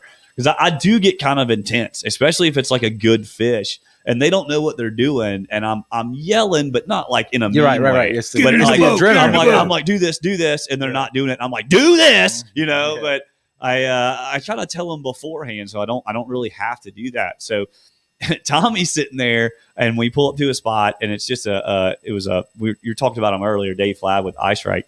It was an Ice Right jig head. That's all that was on there. Just a 3/8 Ice Strike jig head. Right. And we hadn't even started fishing yet. And I'm like, Tommy, will you tell him, give him a little spill or whatever while I get things set up. And he's like, yeah. And so he tells everybody to come over there and Tommy's doing it. And he drops he's telling the guy what to do. The guy's got the rod in his hand and Tommy's like, all right, drop it in the water. And I'm going to kind of show you what to do and when to set the hook and things like that. Because sheephead can be a little bit finicky. If you try to set the hook the first bite, most of the time They kind of nibble. Yeah. And so the guy drops the hook down and then Tommy's like, all right, what they're going to do is they're going to come up and they're just going to kind of nibble it or whatever. As he says that, this dude's pole just bends over. And he's like, and Tommy's like, oh, never mind. You got one. Yeah. And so he pulls it up and dude, it was like a 6-pound sheephead. And he was just like, and Tommy was, and I was like, well, I guess we don't got to tell him anything because it's just going to There goes a tutorial. Yeah, just a bare jig head. But I like targeting a lot of different styles of fish. I'm very versatile and I feel like you kind of be versatile in this game. You know, I really would love to hang my hat on one species and just do that. But I just don't think it's tough and I just don't think it's smart, honestly, because you're making it harder on yourself in my eyes. And as much as I would love to just take people wade fishing for trout like every day, that's just not really. It's nice to have a change of pace every once in a while. You know, take some. I call them tourist trips because they kind of are. They're people that are just coming down here, and unfortunately, this isn't really known as a destination that people come here for the fish. It's always secondhand. Correct. You know, they're coming here. I'm staying at a casino or something like that, and then fishing comes second. Yeah. So. I don't mind those tourist trips because they're mind-numbingly easy. Like I'm burnt out, man. I'm running every day. It's nice to just be like, "What do y'all want to catch?" They're drop like, the trolling motor down, spot lock it, go to town. They're like anything. I'm like, yes, my people. I'm like, we're gonna catch anything and everything. But I do. Going back to wade fishing, man. That's something I hope it has been catching on the past couple of years, but that's something I'm pushing really hard right now. You offer wade fishing trips, I'm guessing? Yeah. So Barrier Islands, and one of the main reasons I got that boat is chandelier day trips, right? Mm-hmm. And I'm not trying to take any business away from the big boat guys or shanty boat guys. They're all awesome. Brian Dale with Diversion, Dean with Beachwater, all of them. Dennis Marshall with DMJ, all great guys that give an awesome experience. I'm just trying to offer something just a little bit different to where it's just one day. You're out there from sun up until you're ready to come back. And I feel like, there's going to be a lot of days, don't get me wrong, that even with that boat that I'm not going to be able to get out there. But I feel like it opens up so much that even if it is a little rough, but once you get out there, you can kind of do whatever. Yeah. But what's awesome about that boat is 135-gallon tank, which I don't think I'll ever burn in one trip. There's no way. Those twin 200 Suzukis, I'm averaging 2.5 to 2.8 miles per gallon with a full load. And by full load, I mean anywhere from 4 to 6 people, fuel, ice, everything. Yeah, and I'm cruising. It's a long way. Cruising 38 to 42. That's the big key. So, we can get out there and say we fish, somewhere on the north side of Chandelier or something, like that's where I've been catching fish, and maybe it's not really happening. I can say, okay, well, let's run down here to Airplane. Let's run down to the Pelican. Let's run. We can work our way all the way down to the south side. And then if that's not good, we can go all the way to Freemason. We can go to Curlew. Yeah. We can go anywhere. That's what I want to be able to offer people. And that's what that boat allows. And especially with the speed, the fuel efficiency, and the ride, it really is just kind of the perfect scenario. And, there's already an audience for it. You look at a lot of the guys in Texas that have been doing it for a long time, which I respect the hell out of a lot of those guys. And, there's already people that have all their own gear, waders. They want to just chase trout, just big trout, whatever. Yeah. And they might just be looking for somewhere different, and they might not have enough time on their hands to do a 3 or 4 day or 2 day trip. Maybe they just want to come down, go fishing, and go home the next day or something. And that's what I really want to offer. That Blue Wave can do it too. That Blue Wave. Usually Texas guys running them hyenas or whatever they are, right? Haney's, whatever they are. Those things are legit too. Yeah, those things are nice, man. Yeah. And when I fished, the first time I fished down in Mansfield, me and Chris Bush and his dad, Charlie, man, dude, that's another great one. Y'all should have on here. Charlie Bush. Yes. We talked to Chris about it one time. Yeah. Dude, man, you think Chris is cool? Yeah. He got dad's way cool. He got it from his dad. Yeah. But his dad's awesome. I love Mr. Charlie to death, man. He's like another dad to me. You know? I mean, I know that he would do anything for me if I asked. And great guy, a phenomenal fisherman. Top tagger in Louisiana for I don't even know how many years. I think he's tagged like 12,000 trout or something. Yeah, that's saying something. That's just how many he's tagged. Right. Imagine how many of those times he didn't tag. You know what I mean? Right. But we go down to Mansfield, and Chris he kind of prepped me. He was like, "Dude, this is going to be like something you've never done before." And just adding Mike McBride to that experience really elevates it. I say. I don't think he likes it when I say this, but I think he's like the Matthew McConaughey of trout fishing. Like, Matthew McConaughey's cool, everything he does, the way he tells stories. That's like Mike, it's like everything is like, eccentric, and he's just a really cool cat. But we get down there, and, this was my first time doing this style of fishing. And Port Mansfield, Texas is a wade fisherman's dream. I mean, Chandelier is too, but, there's not a ton of 8 to 10 pound trout swimming around like there is. Well, you always hear Baffin Bay. Yeah. But Mansfield, it's basically just like, you think about like if the whole Mississippi Sound was just like a flat with grass and structure and just full of fish, right? That's basically what it is. And probably even bigger than the Mississippi Sound. But on average, it's 2 feet deep. So you're in these you talk about those Haneys and those shallow sports, and you're in these little boats, and you're running, and you start out in the morning, fishing your spots you want to fish, and as the sun comes up, they'll take you on these flats, dude. And I mean, you're running, and I'm not exaggerating, like 6 inches of water, and you're running like 30 or 40, and they'll slow down a little bit, and you're everybody's up on top on these boats, and everybody's looking. You'll see a 30-inch trout swim off. 28-inch trout, 10 pounder, 9, but they're just sitting on these flats chilling, and you're just going by and just watching them swim off. It's like nothing you've ever seen. It's crazy, dude.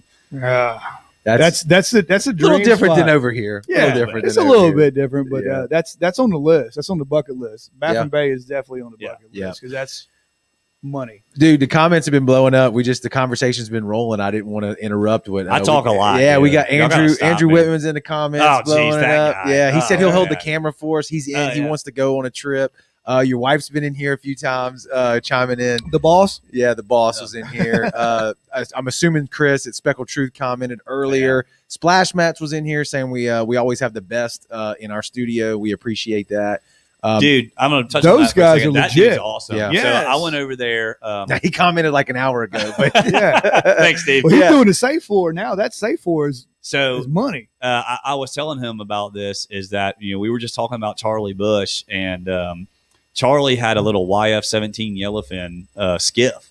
And, dude, those are legit. I hope he doesn't get mad at me. I don't remember if it was 12,000 trout or whatever he tagged. It was a lot of trout, thousands of trout, right? He had safe floor in that thing. And when I went and fished with him, I asked him, I was like, he's a no-nonsense guy. I was like, what do you think about this safe floor? And he was like, I absolutely love it. Yeah. So that safe floor, I don't know how many years he had it in that boat, but I know for a fact that at least 12,000 fish hit the deck on that. Yeah, and it fishing. still looked fine, Yeah. you know? And I was, when I got this boat, I contacted Steve and I was thinking about getting Safe Floor in it. And I mean, I still might, I don't know. I'm kind of looking at, I'm going to start buying a new boat every year. You know, you start working with these companies, they want you in the latest and greatest. So Yeah. I'm going Right. to start Yeah. doing that whole thing.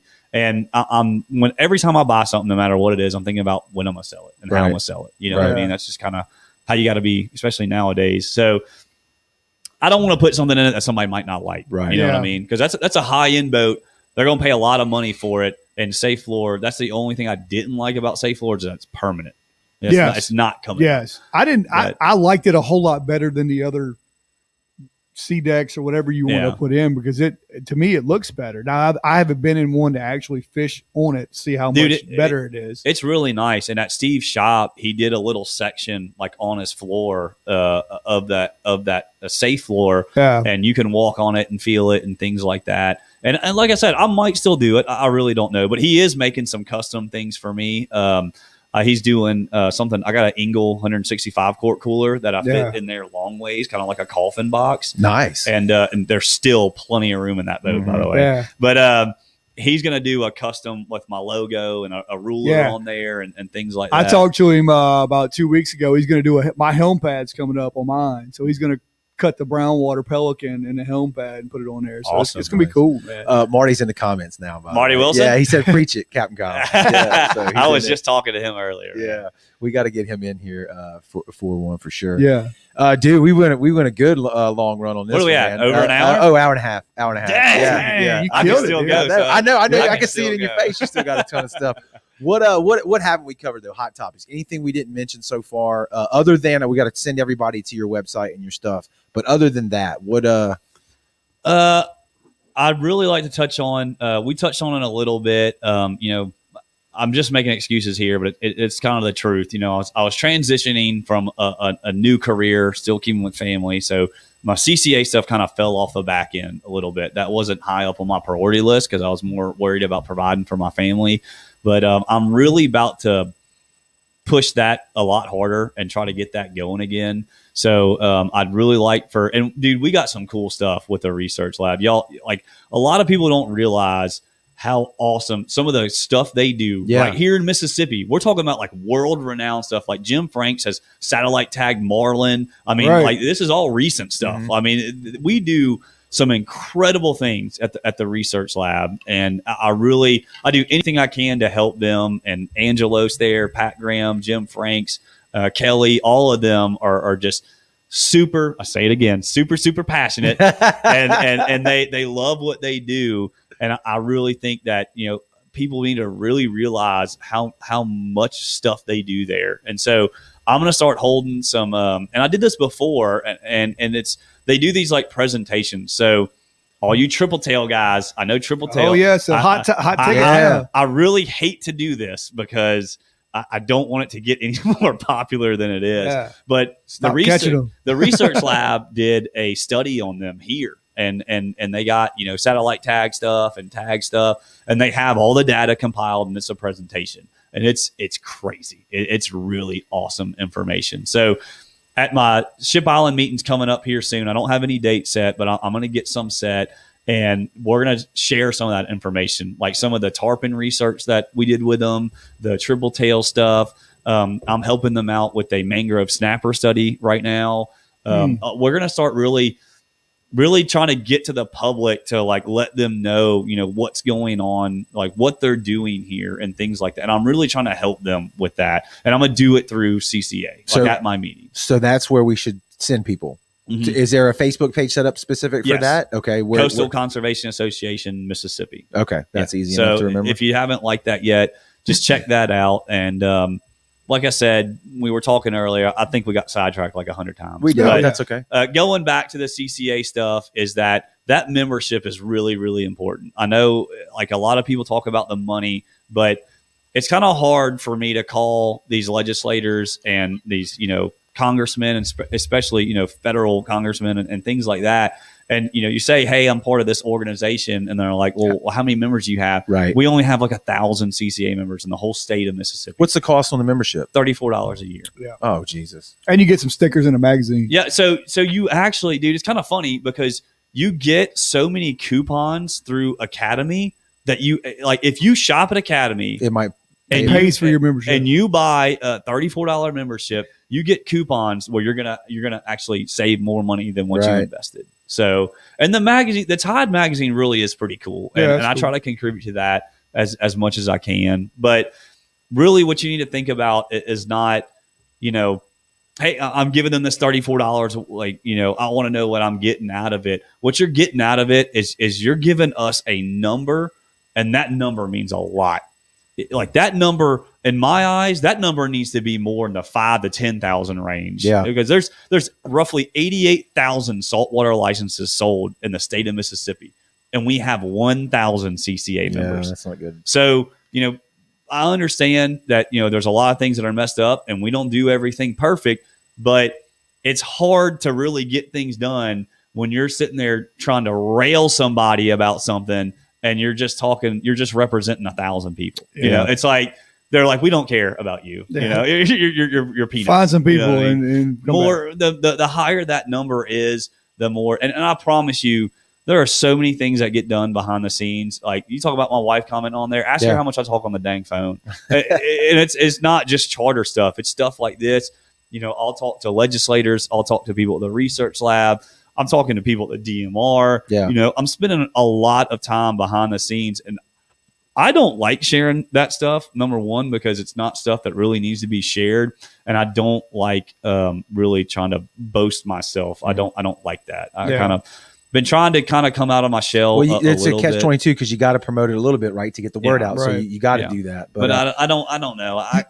I care what people think about me, and I don't at the same time. I don't want people to think, oh, he's just doing this because it makes him look good. Splash Matt said get a license plate too. I'm assuming a CCA license plate helps. To so the contribute. CCA license plate is awesome. And speaking of license plates, the One Gulf, One Goal, Marty Wilson's foundation. I'm not going to say too much about that because that's something y'all need to get him on. Yeah, here, we'll and get he him on. needs If to- Marty's still in there. if he's still in there, Marty, Yeah, it's an come open on. invitation. So. Yeah. So we're still pushing for that too. We got to get 300 of them sold. We're at like barely 100.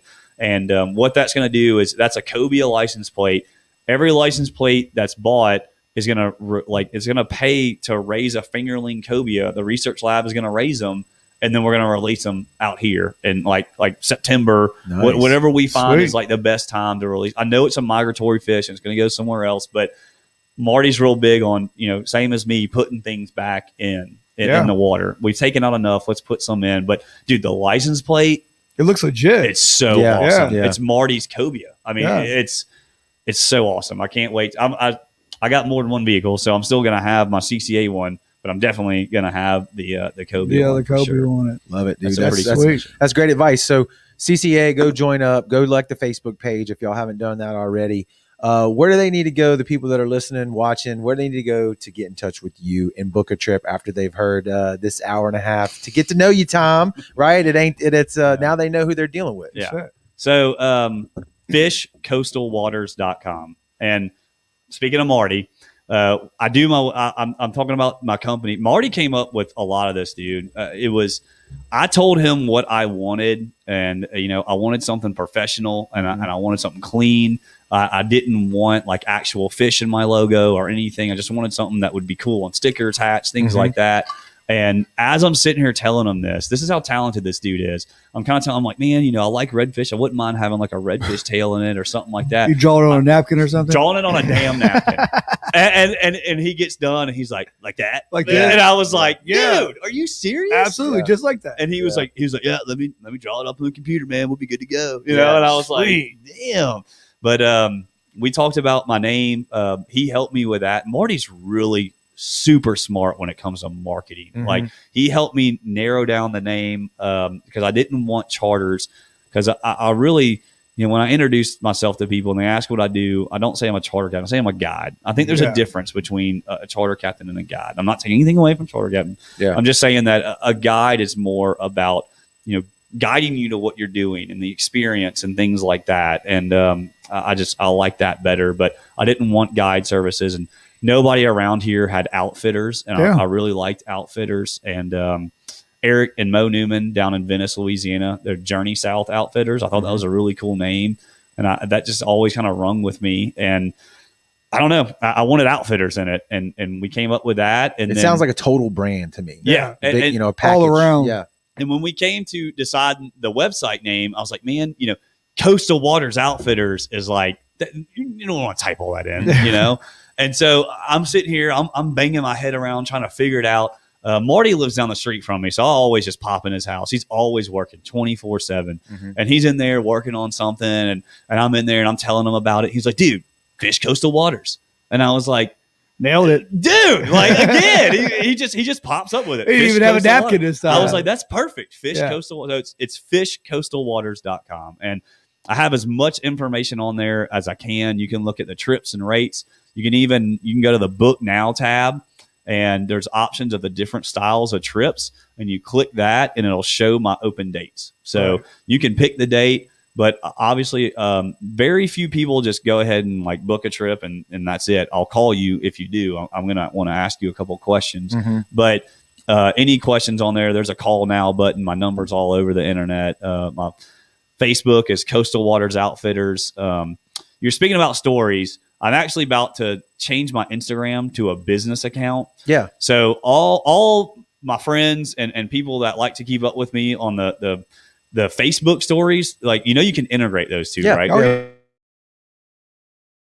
That's not going to go to my personal page anymore. It's going to go to my Coastal Waters. That's how we do it here. If you enjoy them for whatever reason, no, they're good. You're going to have to go to my Coastal Waters page. The one piece a day is one of my favorites. Dude. Yeah. I didn't even get to touch on. I know. There was doors. A ton that we haven't even got to. The doors. You have to come back and do a part two. It'll be a part two. No doubt. Yeah. So where's your boat at? Where's your slip?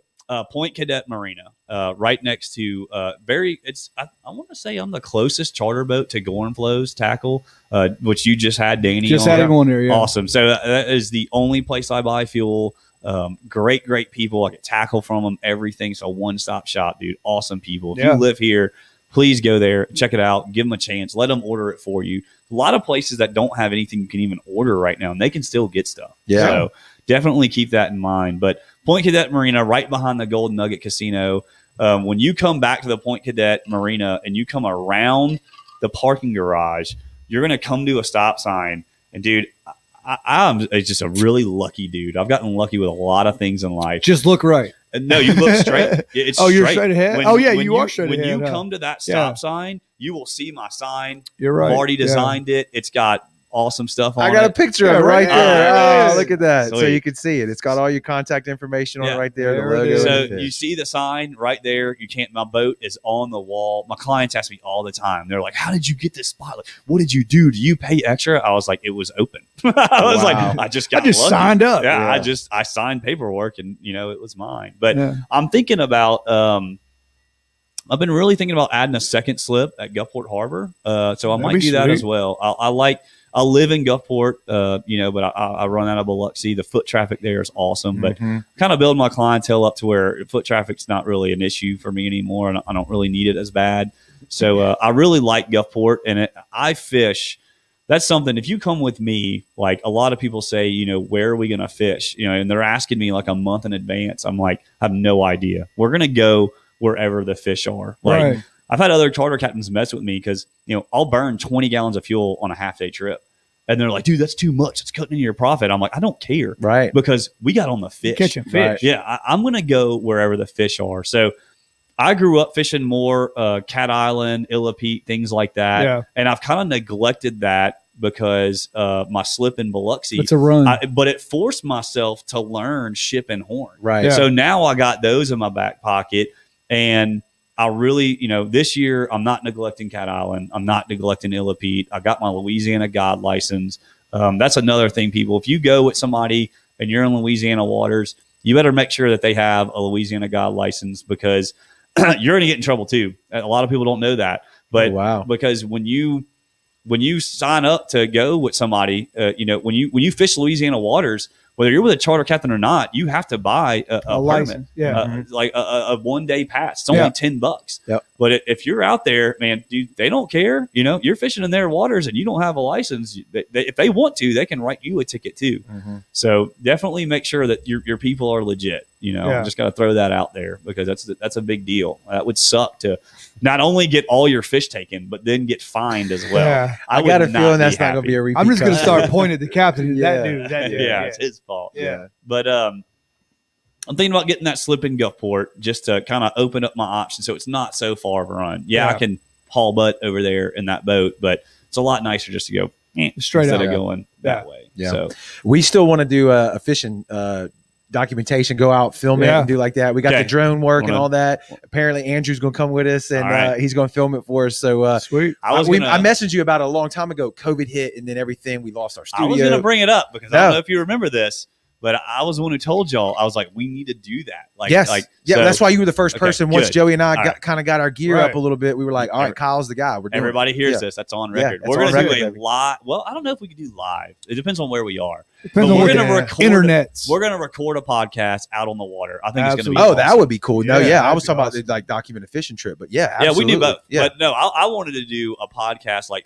out on the water. Like I really like breaking stuff down so we can talk about the day and how we figured it out. Yeah, we can do that. All that we stuff. can do that, That's no what I problem. can do it. We got the GoPros now and everything, so Awesome. we'll do it. Dude, those GoPros have gone a long way. Yes, they have. You don't even need a case anymore. They're waterproof. Just throw them overboard. Yeah, we got the newest one just the other day, didn't we? The 9? Yeah.